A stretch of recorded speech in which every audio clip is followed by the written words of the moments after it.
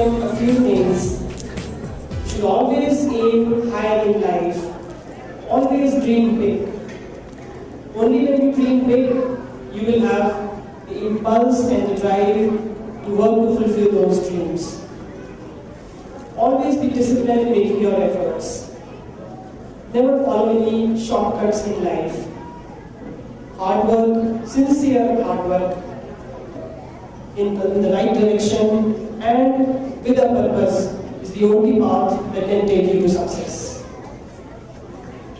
And be persistent in your efforts. Have a strong will and determination to succeed. Have never say die spirit.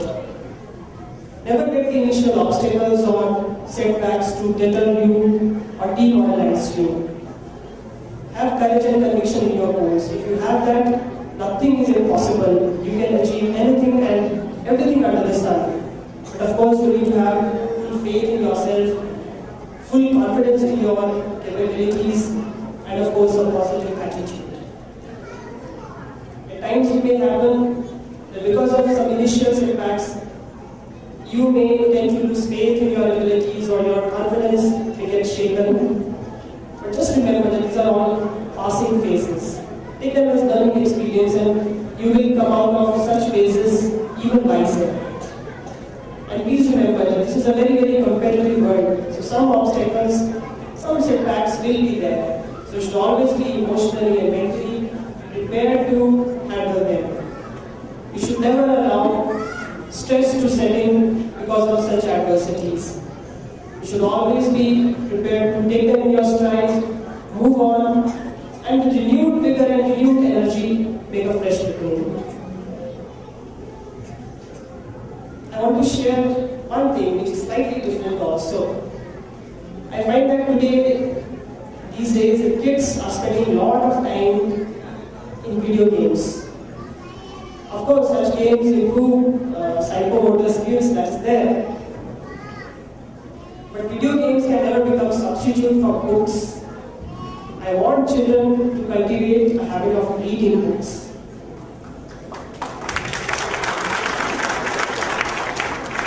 Because when you are reading, you are imagining, something is going on in your mind, you are creating a world in your mind, you are giving shape to a world. And as you are giving shape to a world in your mind also grows. It's a different experience altogether. And video games can never provide you the experience which reading books can provide you. And you should do that as a matter of habit.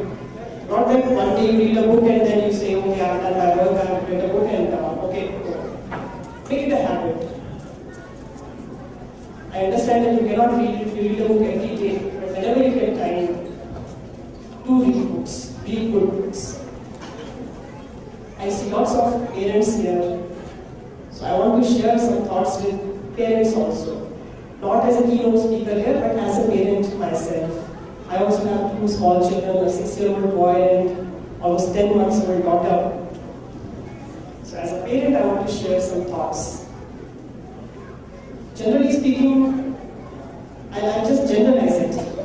So generally speaking, there are two kinds of parents in this world. That is my personal opinion basically, and I am not going to specifics. There is one category of parents who, because of their pressing commitments, find it very difficult to give adequate time to their children. And then to make up for that, they say, they spend quality time with their children. So once I asked some parents, what do they mean by quality time? Because being in a 24/7 profession myself, I also wanted to spend some quality time with my children. So they said taking their children to a mall or to a movie or to their favorite eating joint or to their favorite destination or just getting them toys or playing games, in fact overloading them with toys. So that is how they spend quality time with their children. So I personally feel that spending time with children in this way, once in a week or once in 10 days and then terming it as a quality time is not really a very happy scenario. Personally speaking, I feel that this is not the way we should spend time with children. Now parents, I've seen that they spend more time on social media, on Facebook, than with their children.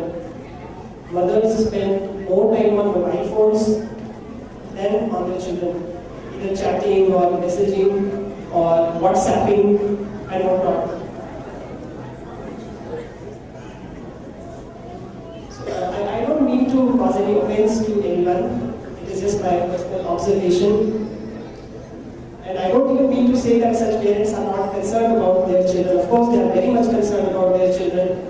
In fact, they take a lot of pains to see that their children go to best schools and they get all the best possible facilities to their children. But then parenting is not merely admitting your children to the best school or giving them the best possible facilities. Parenting is much more than that. Parenting has to do with the entire upbringing of your child. The way you bring up your child will shape the personality of your child. And schools, howsoever best they may be, howsoever hard they will try, they cannot match the role of parents as far as imparting family values are concerned. I'm sure the management of school will also agree with me that schools cannot be a substitute for parenting. The role of parents has to be performed by parents and parents only. I'm sure you will understand that in schools, discipline is enforced. At home, discipline is imbibed. So what we imbibe becomes a part of our personality. It becomes an integral and inseparable part of our personality. And I'm sure all of you will agree that our parents used to spend much more time with us than the amount of time we are spending with our children. We may give n number of reasons and we blame circumstances and situations beyond our control, but at the end of the day, there is no excuse. I'm stressing on this issue so much because children these days have a lot of exposure. They are vulnerable lot. And the more time you spend with your children, there will be more bonding between you and your children will become less vulnerable to the negative influences which may lie outside, including the negative peer pressure which your children might face as they grow up. Not just as a parent now, as a police officer also, we have seen cases where children from good families and children even from good schools getting involved in highly undesirable activities because of lack of parental check or lack of parental affection. So I would request all the parents that we should spend not just quality time with children, we should spend as much time as possible with our children. Just being around them gives a lot of confidence to the children. We should be available to them whenever they need us. So this was one category of parents. There is another category of parents who impose their own ambitions, their aspirations, their expectations on children. Such parents want their children to do better than the children of their colleagues. And such parents love to boast about their children's achievements and grades. It's quite understandable that certain amount of parental pressure and supervision is needed and is necessary also if we want our children to do well academically and otherwise also. But we should see that this pressure should not become too much for our children to handle. Because certain amount of pressure will make your child bloom, but pressure beyond that will make your child bend. I have seen parents who actually induce performance anxiety among their children by just overburdening their children with their expectations. Parents have heightened expectations from children, then in a way parents also end up making some emotional investment in the performance of the child. And when the child does not perform as per the parents' expectation, then parents also suffer.